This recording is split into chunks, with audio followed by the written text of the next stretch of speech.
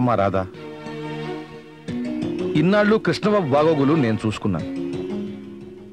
ఈ రోజుతో ఆ బాధ్యత నాకు పూర్తిగా తీరిపోయింది. ఇక నుంచి నీకు కృష్ణ, కృష్ణకు నువ్వు అన్నట్టు బతకాలమ్మా. అదేంటి అంకుల్, మీరు శాశ్వతంగా మా నుంచి దూరం అయిపోతున్నట్టు మాట్లాడుతున్నారు? ఉండండి అంకుల్. లేదు బాబు, ఇప్పటికే చాలా పనులు పెండింగ్లో ఉన్నాయి. నిన్ను ఇంటివాడిని చేశాక వాటిని చూసుకుందాం అనుకున్నాను. ఇక్కడి నుంచి బెంగళూరు వెళ్తాను.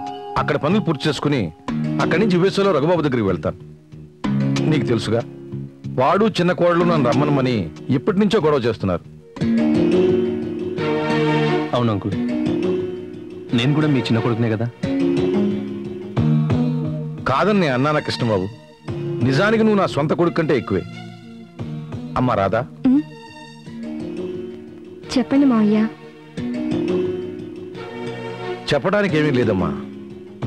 మళ్ళీ ఏ 2 సంవత్సరాలకో వస్తాను.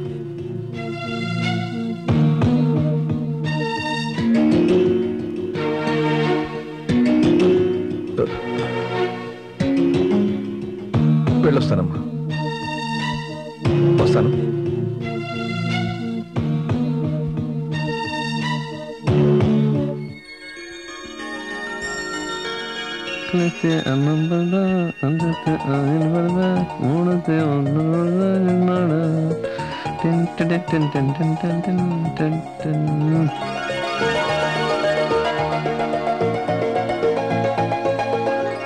రాధా, మనం మొదటి రాత్రి చెప్పాను కదా, నాకు ఈ తమలపాకులు నమ్మటం అలవాట్లేదని.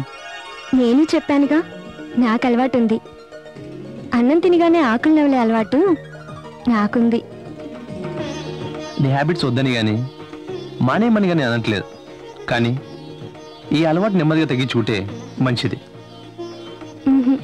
మా నాన్న ఇది చెడ్డ అలవాటని నాకెప్పుడూ చెప్పలేదు. సున్నుల్లో కాల్షియం ఉందంట, ఆకుల్లో ఇనుముందంట, వక్క పొడిలో విటమిన్స్ ఉన్నాయంట అని మీ నాన్న చెప్పాడా? అవును. అర్థమైంది. మీ నాన్న కొంచెం మెంటల్ ఉంది. ఏమండి, నన్నేమైనా అనండి, మీ భార్యని కాబట్టి పడుంటాను, కానీ మా నాన్నని మాత్రం ఏమీ అనొద్దు. ఏమీ అనొద్దంటావు? అవును. అంతేగా. చూడరాదా, అనవసరమైన మాటలతో టైం వేస్ట్ చేసుకోవద్దు. అంటే మా నాన్న గురించి మాట్లాడుకోవడం అనవసరమా? ఖచ్చితంగా. పెళ్లి చూపుల్లో బుద్ధిమంతులా కూర్చుంటే మంచోడు అనుకున్నాను. అంటే ఇప్పుడు బ్యాడ్ బాయ్ లాగా కనిపిస్తున్నాను?